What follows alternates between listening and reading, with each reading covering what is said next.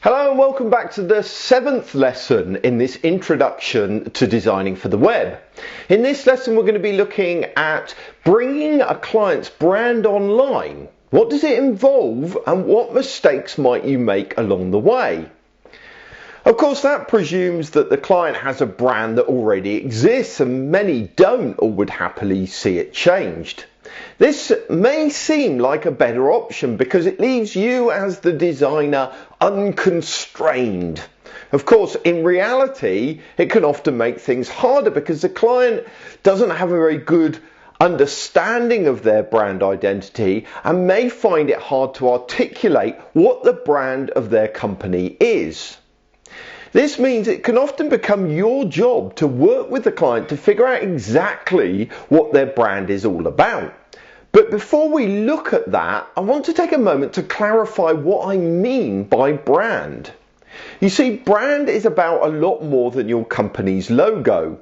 To me, brand is about the personality or character of an organization.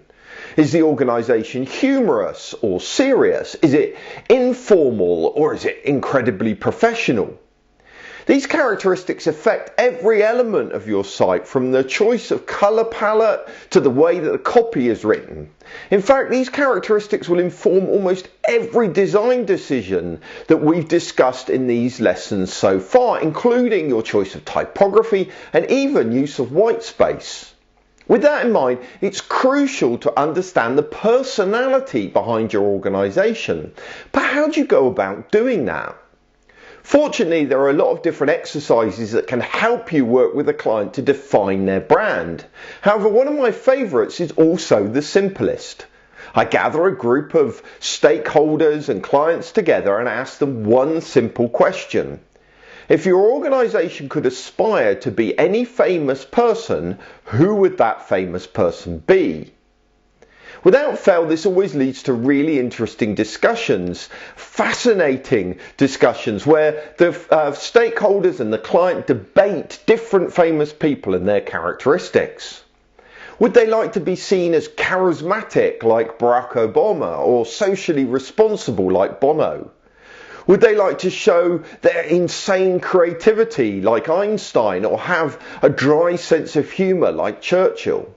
The only constraints I place on this discussion is that although the person should be aspirational, they shouldn't aim for somebody unachievable. Figures like Jesus or Gandhi are just not allowed. Having a specific person in mind when you design makes choices so much easier. For example, if I asked you to design a site that reflected Bono, you would make very different choices about typography and colour than if I asked you to design a site around Winston Churchill. What is more, as the group starts talking and discussing these people, they start mentioning certain characteristics that they would like these people to have, or which they believe they have.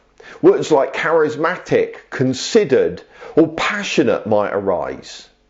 These too will help inform the direction of your design, especially with the choice of colour. Of course, you might struggle to know what a charismatic design could look like. For somebody starting out in design, this might be just a bit too abstract. If that's the case, there is one more exercise that you might want to try out with your clients. The one thing that we really want to avoid is clients designing the website. But that doesn't mean we can't get their help and discover their preferences. This will help you avoid endless iterations. And the way to do this is by getting them to design something other than a website. Instead, I like to sit down with the client and other stakeholders and design a reception area for their business. We discuss the decor they would have, what furniture, wallpaper, art on the wall, all that kind of thing. I asked them about the reading material that would be on the coffee table, if there was a coffee table, and what music might be playing. I get as much detail out of them as possible. I get them to talk about the materials and the furnishings. The result of this exercise is that they start talking about design elements that you can use. They talk about the colours and the textures that you can then incorporate into your web design. If they mention a certain magazine, then go and look at the typography in that magazine. In essence, you can get a sense of the design aesthetic without getting them to design the website itself. But what if a client already has a set of brand guidelines? What if they already have logo, typography and colour palettes? What do you need to be aware of when you go about interpreting these to use online? The first thing you must do is sit down with the client and set their expectations. Many clients think that they can simply take their print guidelines and use them online. Unfortunately, things are never that simple, are they? For a start, many brand guidelines directly break established conventions on the web. For example, users expect to see branding in the top left portion of a page and normally a search box in the top right, but many brand guidelines say the logo should appear in the top right. It is more important to meet user expectations than conform with the letter of your brand guidelines, so some degree of flexibility is required. Second, as I said in our lesson on colour, you can't simply take the colours from a brand guideline and put them online. Colours tend to shift towards either end of the spectrum, becoming either lighter or darker. And that means you need to adapt the colour palettes to work better on your website. You need to consider your choice of corporate font too. Sometimes using that font online will be prohibitively expensive or have a significant impact on performance because of its size. Once again, a compromise will need to be found in order to get it to work online. But probably the biggest discussion with the client will need to happen around pixel perfect control. Clients who are used to enforcing strict print guidelines often struggle with the web. Unlike print, you simply cannot control the details of a web page in the same way as you can with print. Clients who insist on specific sizes are going to be disappointed with a website that has to constantly adapt to the device or viewport it appears on. Better to get ahead of the issue and discuss it with the client up front rather than wait for it to become a surprise later down the line. A related issue to that of pixel perfect control is resolution. This can cause huge amounts of confusion for clients. As I explained in our lesson on imagery, print design typically can show a lot more detail and looks a lot crisper because it has got more dots per inch. Unfortunately, this has a significant impact when it comes to interpreting brand guidelines for the web. For example, if the corporate font has a lot of detail in it, that detail can be lost at smaller sizes, and in fact the font can become unreadable.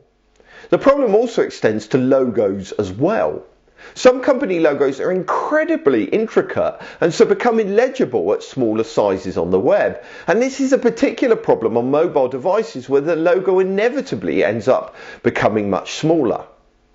Now, the only solution to this problem is to have some flexibility in the guidelines. Alternative fonts need to be selected in some cases, and the logo needs to be simplified when displayed at smaller sizes.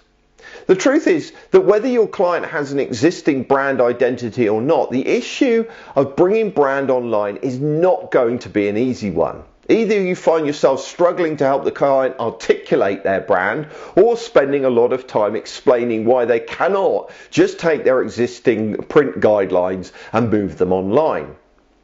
In my opinion, the best way of dealing with these problems is to discuss them up front. Don't wait to discuss brand with the client until you've produced a design. Discuss it right at the beginning, where you can set expectations and decide on your direction.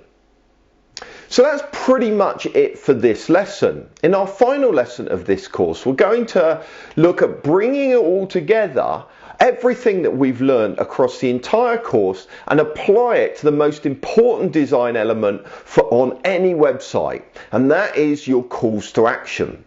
But until then, thanks for watching.